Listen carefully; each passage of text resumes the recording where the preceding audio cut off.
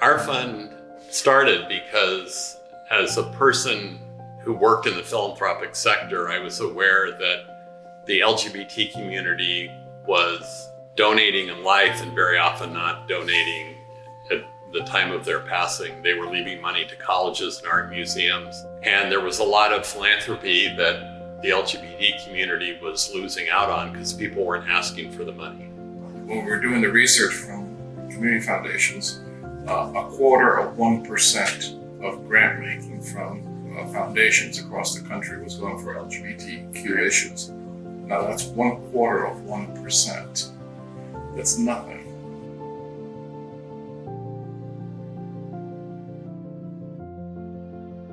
Mark and I had the initial discussions, and I remember, purposely the people we picked, because we wanted you, Dick, because you were so much older and wiser than the rest of us. And we knew that some of our initial giving would be coming from your generation. Coleman was the local boy that was born and raised in the community. And Tony obviously had the technical expertise, having been who was the CFO of the Community Foundation. And Mark, as an executive director, brought the sector perspective. I was probably just the pretty face, but still is. No, it was very strategic. I think it was a good group. We were looking for people that would get along well together. We met at Chuck's every Sunday afternoon from 1 to 4 for 3 months.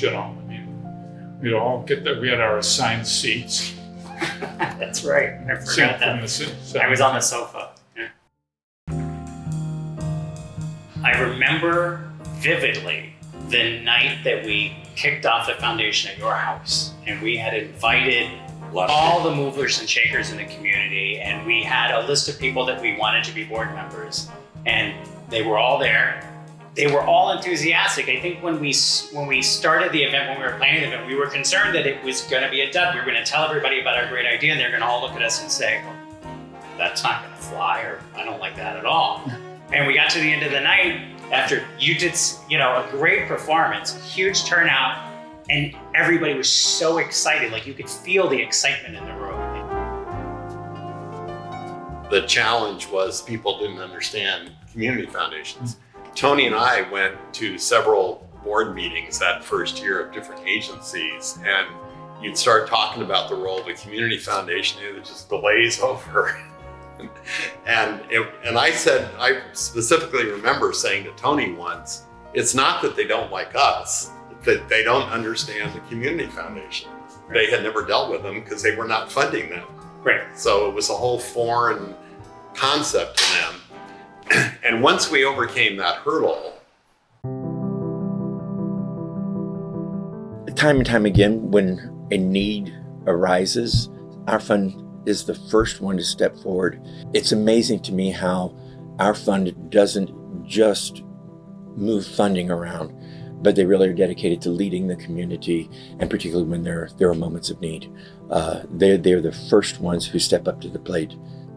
The arts are very important.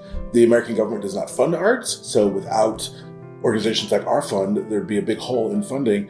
And for LGBT organizations, it's even worse trying to find funding. So our fund is a hugely important organization.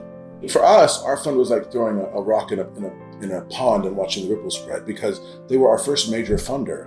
It had a huge impact because I noticed that after we got the R Fund grant, more people wanted to give money. It legitimized us, and it told other people that it's okay to send us money. If our fund will do it, then other people will do it as well.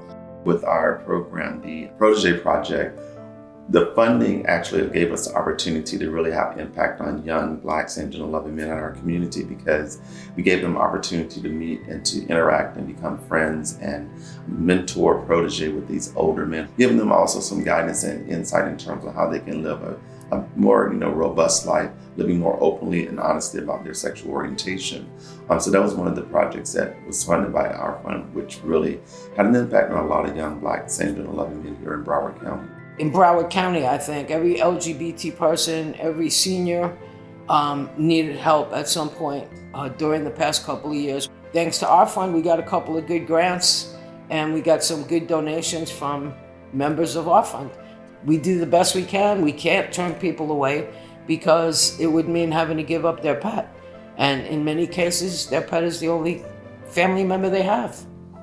Our fund has embraced our work, it's embraced our mission, and it really showed us that there are people in the community who are willing to support the work that we are doing. Thankfully, because of the support we received from our fund, we now have a dedicated peer specialist who serves LGBTQ folk, and has also increased our LGBTQ enrollment in our reentry programming. I didn't know back in 2011 what a successful foundation looked like. I guess I never allowed myself to think how big it would get, because you were just trying to get it off the ground.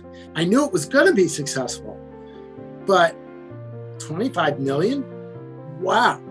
I'm very pleased. I'm very proud. I love when I get the annual report. I study it. It's the only one I keep. It's sitting here under the TV over there, and I show a friend of mine. I'm like, I'm part of this. If you had asked me 10 years ago where we would be today, I would never have dreamed we would be as successful as we are today. Every time I think about our fund, I am proud.